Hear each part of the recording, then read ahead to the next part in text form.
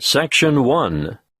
You will hear a conversation between a tax office employee and a woman who wants to apply for a tax number. First, you have some time to look at questions 1 to 4.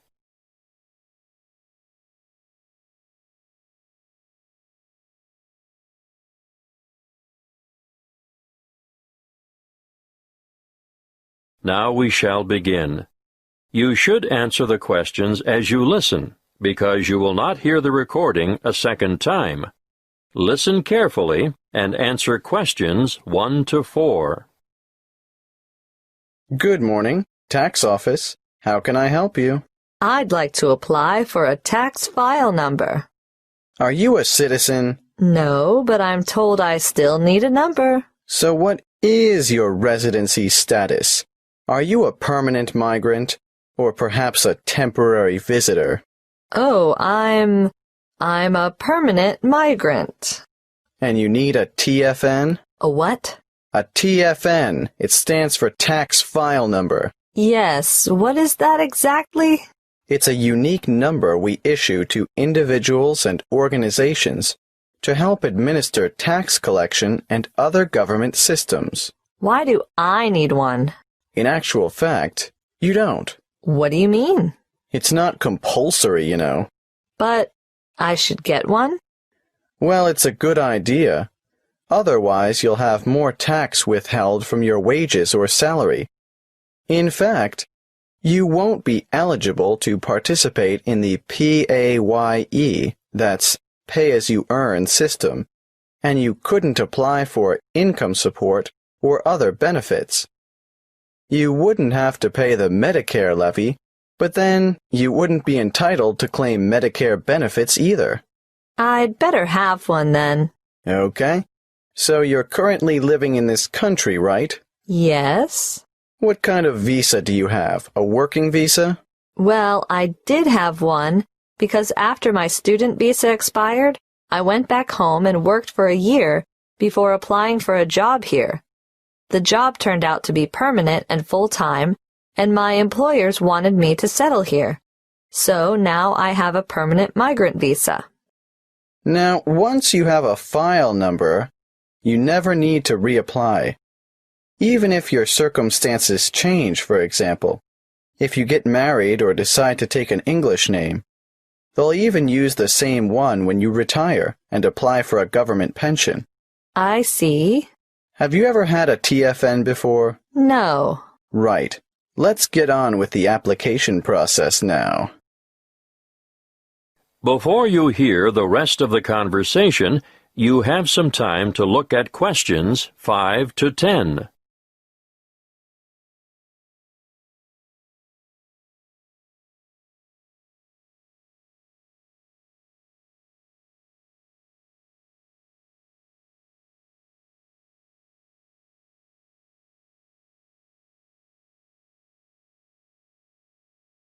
Now listen and answer questions 5 to 10.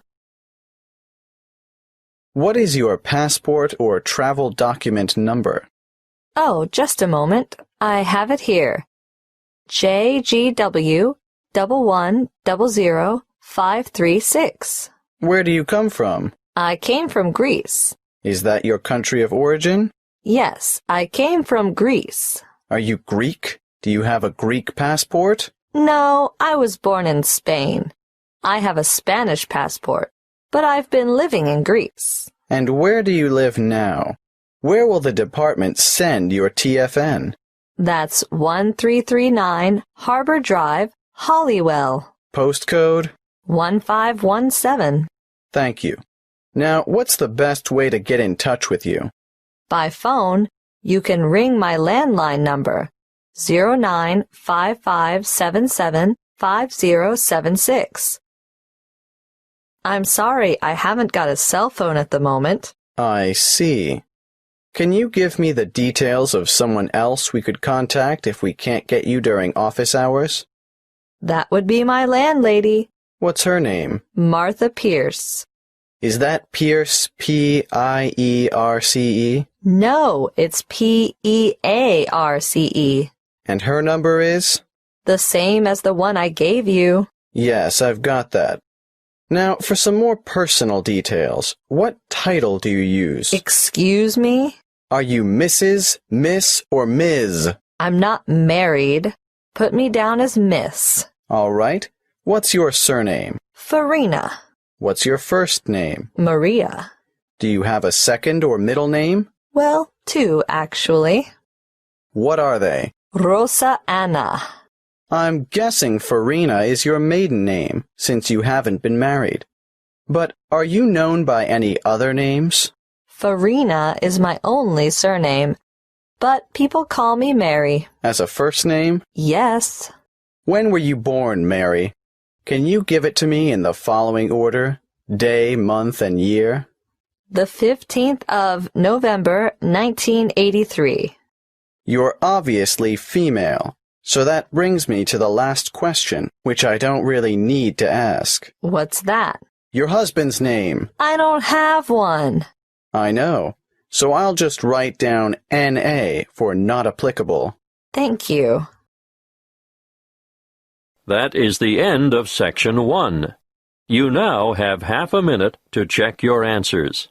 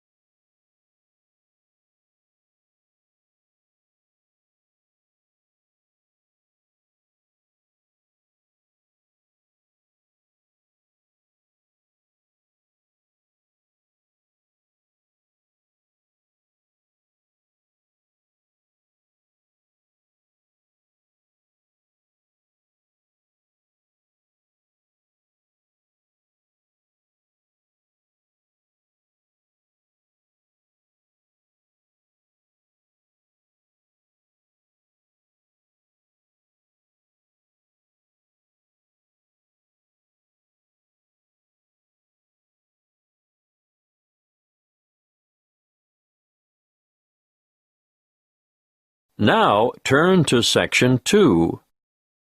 Section 2. You will hear a talk about keeping children safe on the Internet. First, you have some time to look at questions 11 to 16.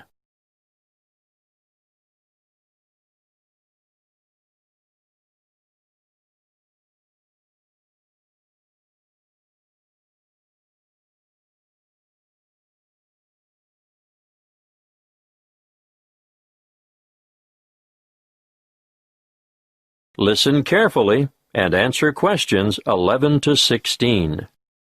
Thank you for coming. It's good to see so many of you interested in keeping your children safe on the Internet. What's in store? Well, firstly, I'm going to talk in general about some common sense ideas and rules for young ones using the computer. Then, I'll give you some information on free educational websites. Finally, we'll finish with question time. I'm sure most of you think that the Internet can be a frightening place in which to let your children roam loose. But let me remind you that it can also be a fountain of knowledge and education. The trick is to avoid the former and utilize the latter. There are programs available both in your local electronics supply shop and free to download that will keep your child safe to a certain degree on the World Wide Web. A popular one is Online Family Norris, which bars things like military and social websites. I wouldn't advise you to rely solely on a program to protect your family, though. As good as it is, you cannot abdicate your responsibility as a parent. I'm sure you all know that, or you wouldn't be here. When all is said and done, the best way to keep children safe is to educate them and keep an eye on them. For this reason, you should make sure the computer which your child uses is kept in a communal space, where you can look over their shoulder from time to time. It is paramount that you teach them never to divulge their proper or full name and to never provide personal information, such as where they live or what their phone number is. Tell them that online friends must remain just that, online, unless they are supervised. It is difficult, I know, to teach children about the dangers of the world when they are so naive, so trusting and innocent. But without going into great detail, you must alert them to the possibility that the people they are chatting with may not be who they say they are. It's also sensible not to give them their own email address until they are old enough to use the internet safely. So, all communication from websites will go through you. When they are old enough to use social sites like Facebook and MySpace, teenagers need to know that whatever postings they put on the web will remain accessible forever. Nothing is ever really deleted there. And embarrassing pictures or remarks may come back to haunt them one day. For instance, when they apply for a job, they could jeopardize their chances as the employer or human resources staff will look on the web to find out more about their potential employee, and they may be shocked by what they find there. Not the sort of stuff an applicant would want on his or her CV. It can also make them more vulnerable to bullying. Unfortunately, bullying on social sites is another thing to look out for, and I have to tell you, it's on the increase. It's a very difficult issue to deal with, but something that is more easily detected if the computer is kept in a family space. If we can put these negative issues aside, let's not forget that the internet is also a wonderful place for children of all ages. Teenagers may be mostly networking on social sites or completing research that they've been asked to do as part of their homework assignments, but younger children can get assistance with mathematics, spelling, and reading on a variety of free and paid-for sites. Before you hear the rest of the talk, you have some time to look at questions 17 to 20.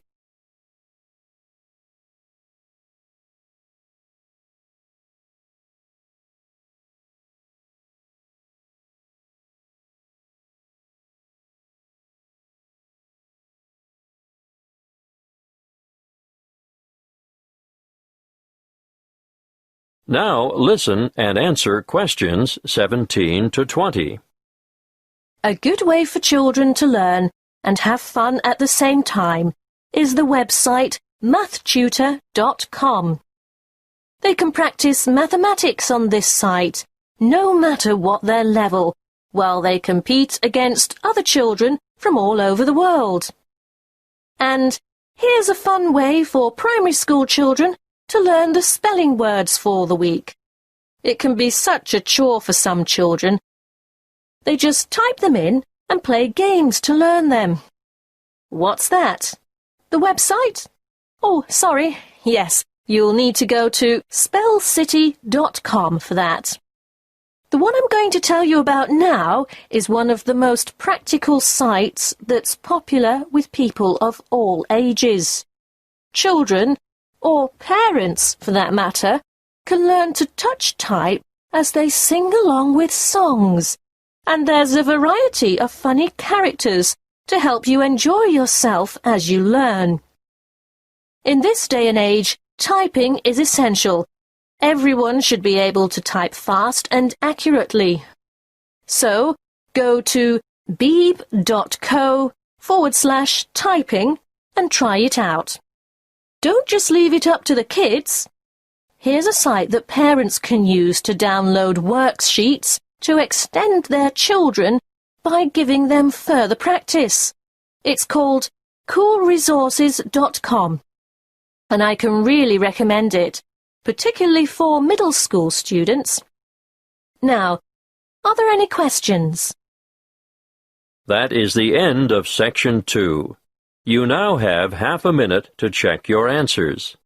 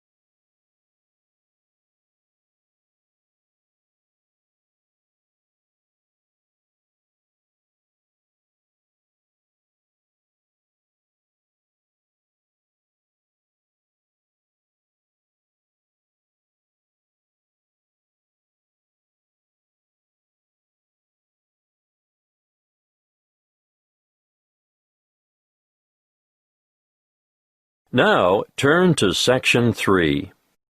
Section 3. You will hear a conversation between two students in the Education Department who are discussing their first assignment. First, you have some time to look at questions 21 to 28.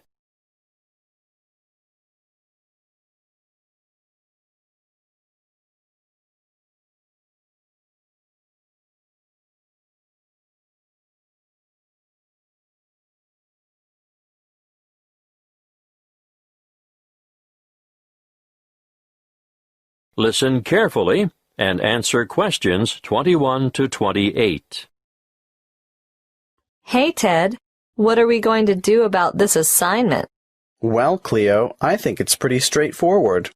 Oh? Yeah. The topic is why study abroad?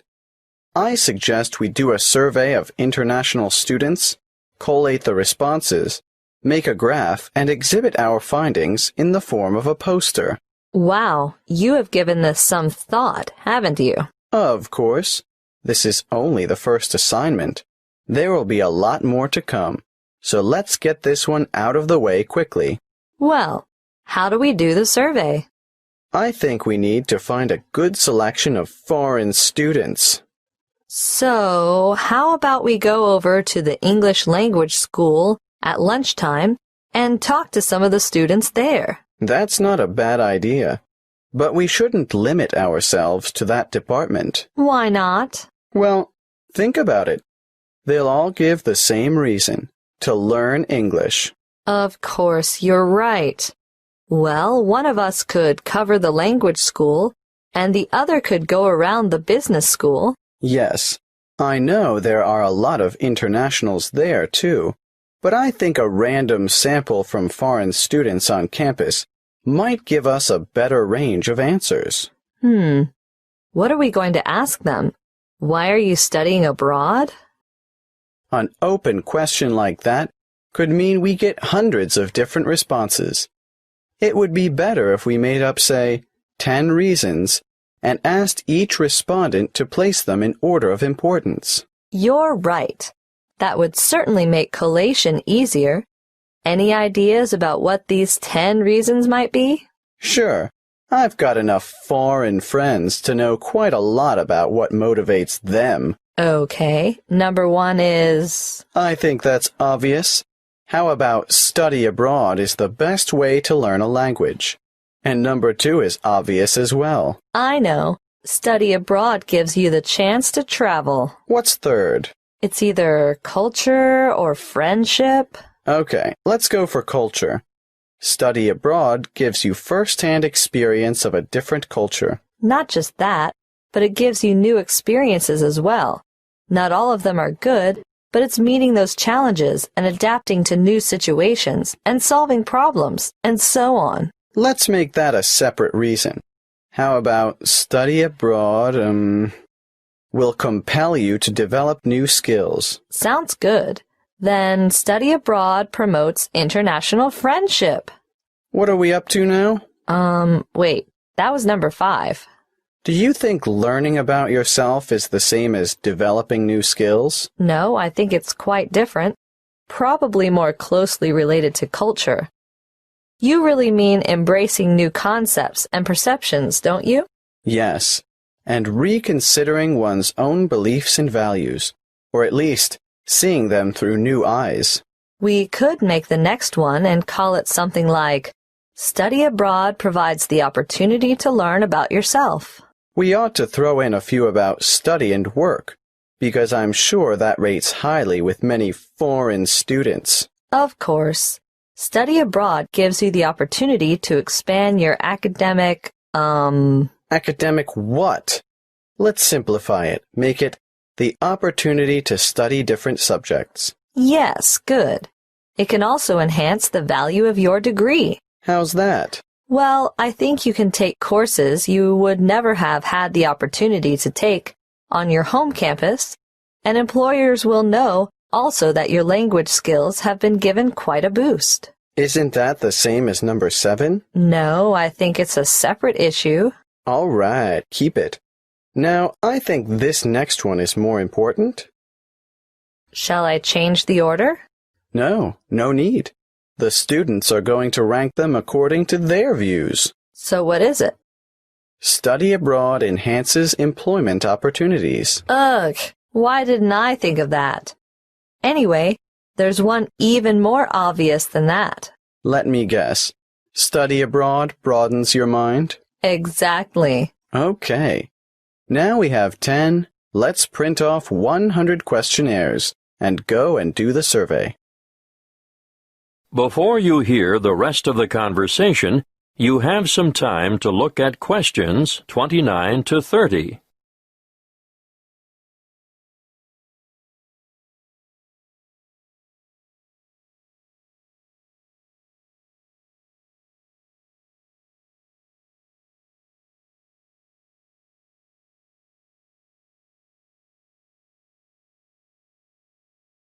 Now listen and answer questions 29 to 30. Did you hear about the National Geographic survey of American students between the ages of 18 and 24? Yes, it sounds as if they could benefit from study abroad. Did you know that only 1% of U.S. students currently study abroad? Anyway, back to that National Geographic survey. It was carried out internationally, and it was Sweden that came out on top. It's really amazing, isn't it? When given a map of the world, only 13% of American students were able to find Iraq, and the same for Iran. I know, and not surprisingly, I suppose, Afghanistan didn't fare much better. 83% couldn't locate it on the map. There must be something about that region. 76% couldn't identify Saudi Arabia either. But Asia didn't come off much better. Over half the students couldn't find Japan on the map. But do you know what's really incredible? Yes, I do. 11% of them couldn't even find their own country. It's no wonder the USA scored near the bottom, only 2 points above Mexico, which was ranked last. That is the end of Section 3. You now have half a minute to check your answers.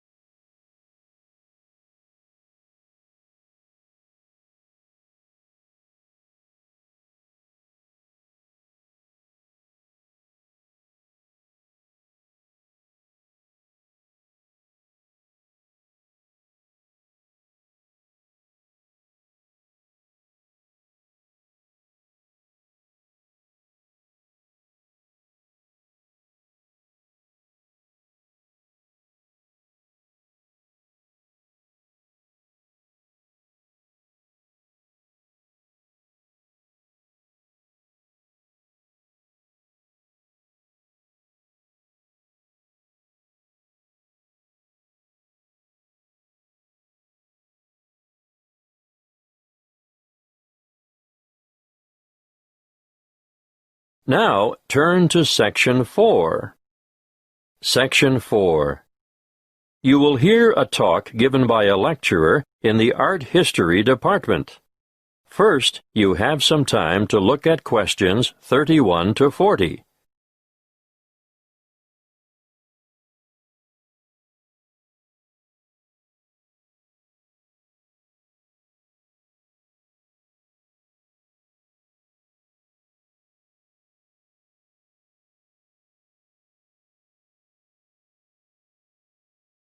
Listen carefully and answer questions 31 to 40. In this lecture today, I'm going to introduce you to an American painter, Charles Willson Peale. You may be familiar with his portraits, but did you know that he never even saw a painting till he was a grown man? He was born in Maryland in 1741. His father died when he was 9, and the family struggled financially for the next few years, and Charles became a saddle maker's apprentice. One day, he went to Norfolk for supplies, and there he saw paintings for the first time. He thought they were so bad that he felt sure he could do better, so he decided to make painting his career. In 1766, he went to London to study painting with Benjamin West. Whilst there, he painted this portrait in 1768. See Slide 1, Pitt as a Roman senator.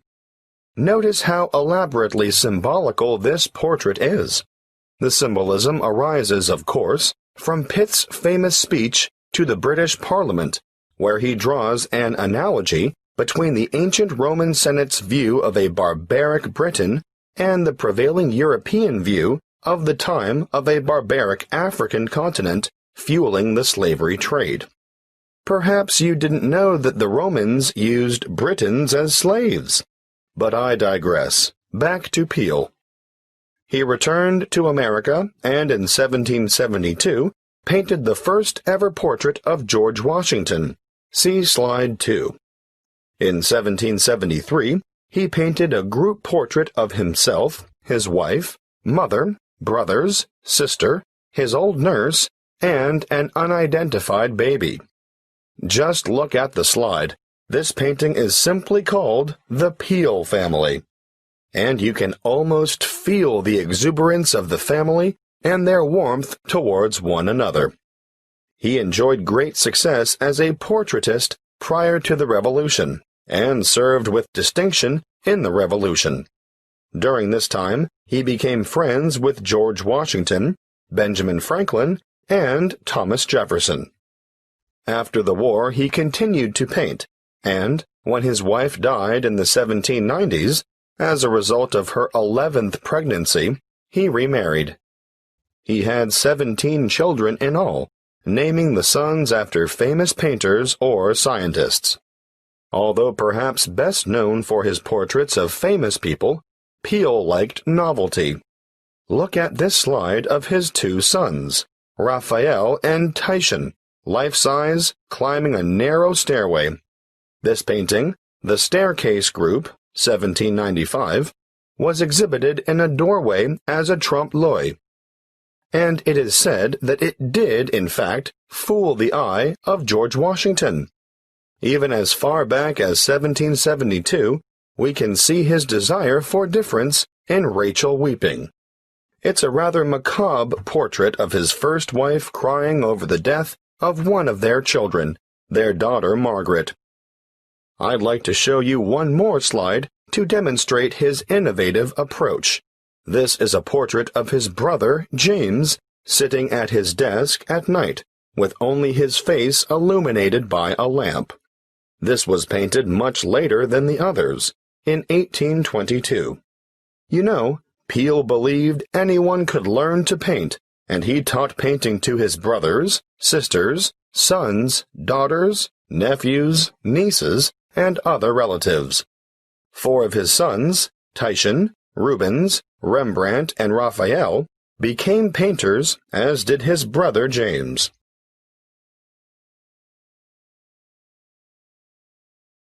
Before I finish, I'd like to tell you a bit more about Peale. He was active in politics for several years, and throughout his life, he maintained a lively interest in many branches of science. He was also an inventor who gained patents for a fireplace, porcelain false teeth, and a new kind of wooden bridge. He collaborated with Thomas Jefferson on what was known as the polygraph, a kind of portable writing desk. But it wasn't any ordinary desk. This one could make several copies of a manuscript at once. He also wrote papers on a wide variety of subjects, from hygiene to engineering. Oh, and he also tried his hand at inventing a fairly primitive but innovative motion picture technique, new types of eyeglasses, and a velocipede, which is a precursor to the bicycle. Now, some of the original velocipedes had pedals and some didn't. You sort of scooted along on them using your feet. Unfortunately, I can't remember which type it was that Peale worked on. He's also remembered for his work as a naturalist. He established the first scientific museum in America, and he even invented his own system of taxidermy. For those of you who aren't sure what taxidermy is, it's the art of preparing, stuffing, and presenting dead animals so that they appear lifelike. He was also well ahead of his time in that he placed his animals in a simulated natural environment. His most magnificent exhibit, however, was the complete skeleton of an extinct mammal known as a mastodon, which he helped excavate. The event was memorialized in his extraordinary painting, The Exhuming of the Mastodon.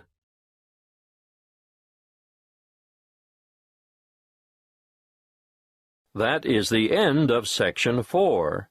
You